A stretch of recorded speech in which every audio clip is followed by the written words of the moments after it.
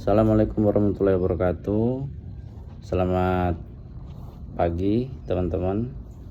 Sekarang hari Selasa 9 Juni jam 6.45 waktu Indonesia Barat.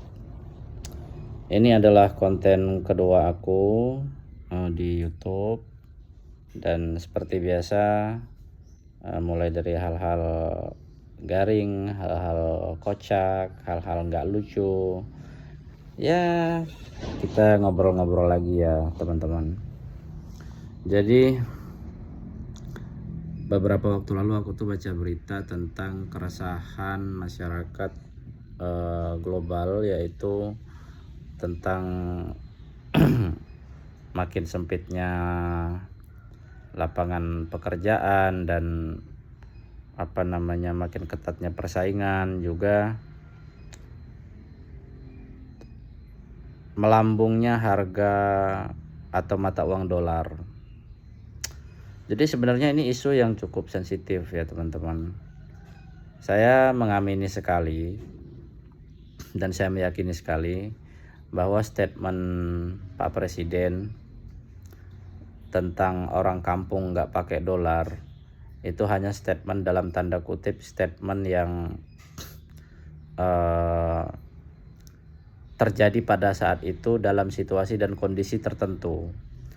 Jangan disalahartikan bahwa presiden itu tidak mengerti akan hal itu begitu.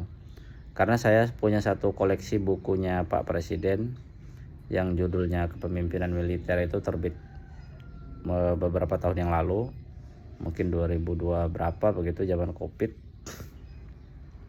Jadi saya paham betul, karena saya memiliki bukunya Pak Presiden kita, Pak Prabowo Subianto.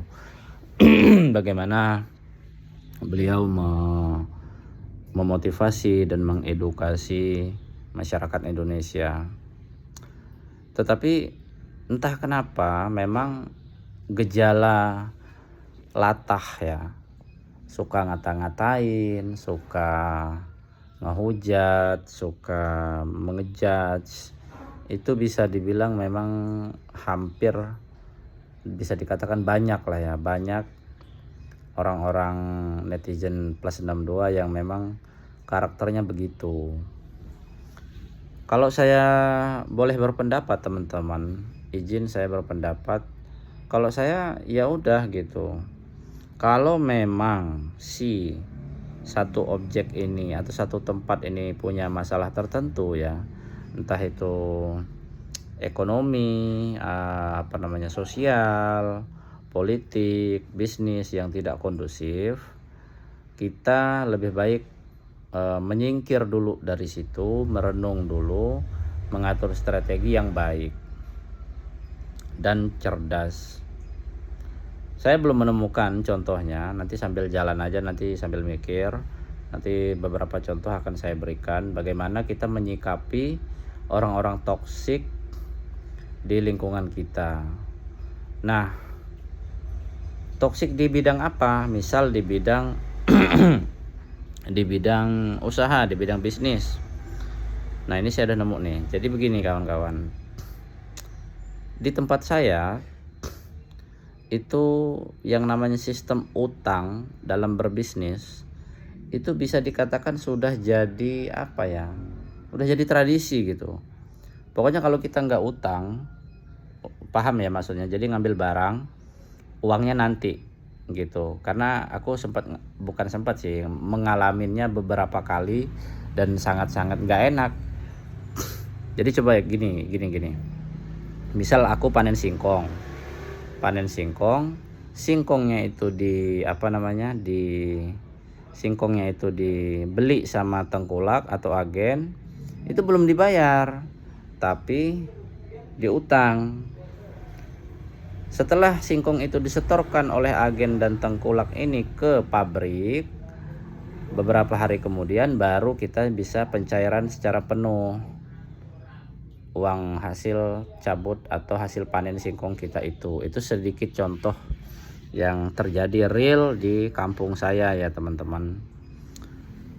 Kampung saya adanya di Desa Lampung Timur di Provinsi Lampung, Kecamatan Sekampung Udik. Nah, jadi menyikapi hal itu, kalau saya boleh berpendapat, eh, saya tuh punya ide gimana kalau kita bikin komunitas bisnis usaha, di usahanya itu tentang bidang atau barang tertentu yang dari hulu ke hilir itu kita saling memahami, saling mengerti bahwa uang atau cash flow itu wajib cash, karena kalau pembayarannya cash, si operasional, entah itu UMKM ataupun apa namanya BUMDes ataupun apapun itulah, nggak terganggu karena kita berhutang. Jadi kita itu ngutangnya tuh ke bank aja gitu loh, jangan ngutang ke yang punya barang. Paham ya teman-teman ya. Jadi kita tuh ya kalau bank memang satu lembaga atau satu platform yang memang disiapkan ya, dia memang lahir untuk hal itu gitu, untuk diutangin si bank ini. Jadi kenapa hal ini bisa terjadi? Wallahu alam bisawab, saya juga nggak tahu. Memang dari dulunya udah begitu. Sehingga saya punya pemikiran, yuk kita bikin komunitas usaha yang kita saling punya trust, punya kepercayaan satu sama lain, menjaga apa namanya kepercayaan, saling menghargai, saling mempercayai, dan tidak berkhianat. Karena kalau udah urusannya itu hasil, spesifiknya itu uang, memang ya hampir semua manusia itu berubah dia cara berpikirnya ketika melihat atau mau mengambil keputusan tentang uang. Saya ambil contoh, misalnya kembali ke bisnis singkong tadi. Saya itu menganalogikan agen-agen yang sudah berduit ya, agen-agen yang sudah mapan, yang sudah kaya, bisa nggak kalian itu ekspansi, cari buyer di luaran sana yang mampu membayar barang kita atau hasil bumi kita ini secara cash, atau dalam tanda kutip jangan diutang, itu tadi lah intinya lah, mau di luar kek, mau di dalam negeri kek, mau di luar negeri, dalam negeri, yang penting intinya jangan diutang. Bisa nggak kalian cari buyer itu? Saya yakin bisa, karena sekarang kan udah ada internet ya. Kalian sudah bisa searching dulu sebelum menuju ke perusahaan atau ke buyer tertentu yang mau membeli hasil bumi atau produk kita ini dari kampung ke satu daerah lain, itu yang pembayarannya itu memang cash. Saya yakin itu pasti ada. Saya yakin itu pasti ada.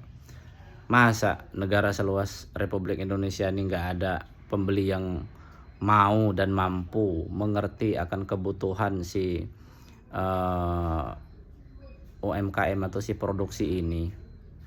Saya yakin ada orang baik yang memang punya pemikiran yang ingin merubah iklim bisnis atau usaha di daerah khususnya ya. Syukur-syukur kalau seluruh Indonesia yang nggak diutang. Jadi sebenarnya ada masalah nggak Bang dengan hutang? Kalau saya sendiri secara pribadi itu sih nggak ada masalah dengan apa namanya barang itu diambil dulu, uang itu nanti. Cuman masalahnya tradisi yang terjadi di plus 62 ini kan sudah banyak case yang terjadi, barang diambil uangnya nggak ada. Ya kalau skalanya raksasa mungkin ya nggak ini ya. Bahkan yang saya bahas ini yang skala kampung. Yang skala kampung saya itu ketemu banyak, lebih kalau 5 orang di kampung dan seputaran kecamatan tempat saya itu, yang tadinya dia itu seorang agen, seorang penampung ya, seorang petani atau pemilik CP usaha tertentu, barangnya diambil, uangnya nggak keluar. Ini makanya pengen saya ya tradisi ngambil barang uang nanti itu ya janganlah. Atau makanya saya pengen punya komunitas itu, ya udah, kalian yang suka dengan tradisi dihutang, monggo silahkan lanjutkan, itu sesuai dengan passion kita masing-masing. Nggak ada yang salah kok kalau kalian memang sukanya iklimnya itu diutang-utangin begitu, atas dasar kalian memang percaya, atas dasar kalian itu memang saudara, atas dasar itu nggak ada masalah di sana. Yang jadi masalah di sini adalah orang-orang yang ngutang, ngambil barang, duitnya nggak keluar. Ini real, kisah nyata. Rumahnya itu dari rumah saya itu mungkin ya beda desa sih, cuman maksudnya nggak jauh ya, naik motor paling 5 menit 10 menit lah. Nggak nyampe 10 menit, 5 menit lah, deket. Jadi si bapak ini, dia ini adalah agen cabe. Dia punya lapak di beberapa pasar, bayangin. Di beberapa pasar, lebih dari satu pasar artinya guys. Dia sudah hubungan Pulau Jawa guys, kalau ngambil barang. Sudah percaya, trust itu sudah terbangun. Ngambil diutang, transfer uang barang nanti, sudah saling percaya. Entah kenapa, karena saling percaya sehingga nilai moral yang lain itu dianggapnya nggak perlu. Apa yang terjadi ketika dia sudah melakukan transaksi dan percaya, dia tidak pernah berkunjung ke rumah partnernya itu. Dia nggak tahu saudara partnernya itu, dia nggak tahu keluarga partnernya, di mana rumahnya, di mana kampungnya, dia nggak tahu. Ini real. Dia ketemu dengan orang itu entah di mana, mampu dan mau mensuplai dia cabai 5 tahun, mungkin 10 tahunan. Mereka berbisnis berjalan lancar-lancar aja. 5 tahun kayaknya, asal saya nggak salah ingat tuh 5 tahun. Lancar-lancar aja. 3 tahun pertama itu luar biasa, amazing betul katanya ya. Jadi cerita si bapak ini, dia benar-benar disuplai dengan barang yang bagus, tepat waktu. Pokoknya barang-barang yang memang sesuai dengan kebutuhan lapaknya dia lah di beberapa pasar itu. Lalu si bapak ini, si agen yang kenal saya ini, juga kalau dia beli barang dengan partnernya ini, dia juga berhutang dengan agen-agen kecil.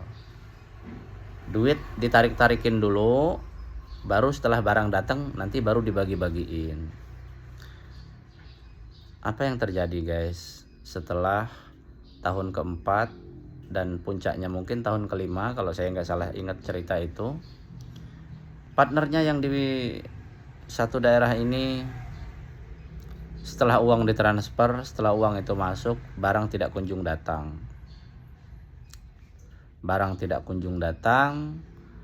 Agen di dekat tempat saya itu akhirnya didatangin banyak agen kecil-kecilan, dan dia ya sederhananya kayak di demo gitulah.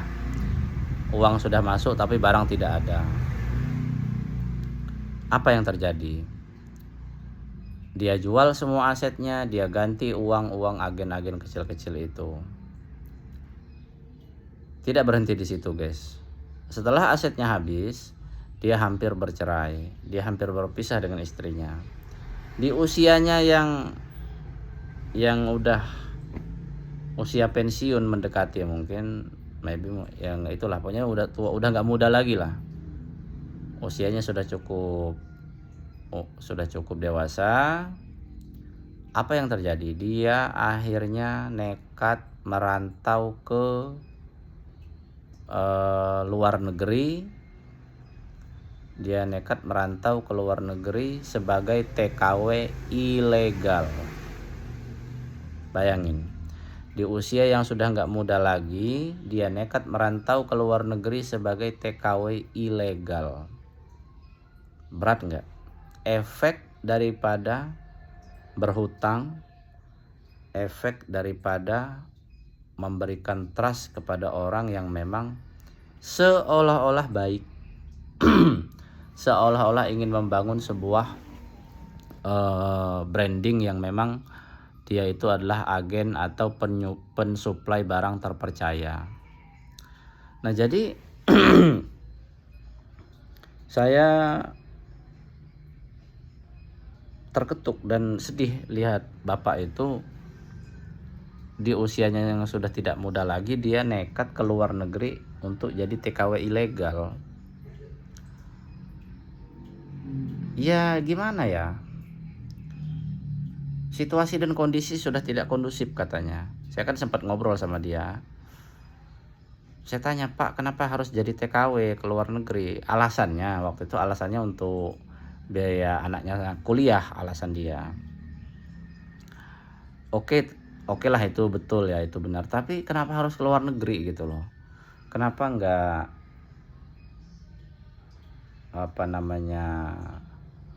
cari kerja di seputaran Indonesia aja? Kenapa harus ke luar negeri?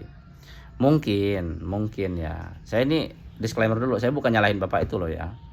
Justru saya tersentuh dan sangat-sangat terpanggil untuk ini solusinya gimana sih untuk kita nggak berhadapan dan nggak ketemu dan nggak bercampur lah dengan komunitas atau grup orang yang trust atau dia itu nggak berpegang pada kepercayaan ya. Jadi dalam hal ini akhirnya saya berkesimpulan, ya udah, buat kalian yang suka dengan sistem utang, ya udah kalian bikin grup di sana. Dan kami yang tidak suka diutangin atau nggak suka menghutang dalam tanda kutip, ngambil barang dulu uang nanti ini, ya kalian fair aja gitu. Bilang dengan si bapak ini, Pak, sistem kami ini utang, kira-kira bapak mau nggak gitu. Jangan ditutup-tutupin. Alhamdulillah kabar baiknya sudah ada yang begitu ya, yang sudah fair-fairan begitu, ada fair-fairan di depan. Tetapi kan dalam tanda kutip balik lagi ada aja oknum yang ada orang yang masuk ke komunitasnya dia dan tidak cocok, itu dia diem aja. Makanya guys, ayolah kita aware, kita ajak teman baru, orang baru itu yang masuk ke komunitas kita ini untuk sharing, ngobrol, silaturahmi. Gak harus sering-sering, cuman maksudnya kita sekali ngobrol tuh kita paham dia ini tipe bisnisnya suka diutang atau tidak, dia ini tipenya suka gimana, sehingga kesalahpahaman kecil sampai ke tingkat yang besar itu bisa kita hindari bersama, sehingga dalam menjalankan usaha kita punya iklim atau suasana yang adem, yang nyaman, saling percaya, saling memberi dan memberi keuntungan begitu. Memang kalau dinilai dengan uang, katakanlah karena dia saling percaya, karena cash, mungkin uangnya untungnya nggak banyak. Tetapi yakin dan percayalah, kalau kita berbuat baik, kalau kita memberi walaupun sedikit, sama-sama untung, maka rasa kekeluargaan, habis itu saling memberi kepercayaan, itu akan membuat kita saling terikat dengan emosional yang baik, dengan rasa yang baik. Bukan kita ingat dia karena dendam, bukan kita ingat dia karena kita kesal karena barang kita diambil duitnya gak ada. Jadi kita ingat dengan si partner itu, oh dulu bapaknya, dulu adiknya, dulu kakaknya, dulu mbaknya mungkin itu sangat baik karena mereka selalu bayar cash di depan, bla bla bla bla bla. Jadi sampai dengan hari ini saya belum pernah bertemu dengan komunitas itu, dan jujur saya ingin menjadi pelopor ya. Saya ingin menjadi pelopor. Yuk kita bangun komunitas yang memang kalau mau ambil barang itu ada uang. Kayak kita beli tempe di warung aja lah. Itu kan lebih seru gitu kan. Nggak yang ambil barang terus uangnya itu 2-3 hari bahkan seminggu baru dibayarin. Itu kan nggak enak banget gitu. Karena ya bukannya orang, saya pun ngalamin soalnya. Saya juga mengalamin yang diutang gitu kan. Ya walaupun dibayar sih ya, tapi karena memang saya rasa ini saya bukan tempat saya, sehingga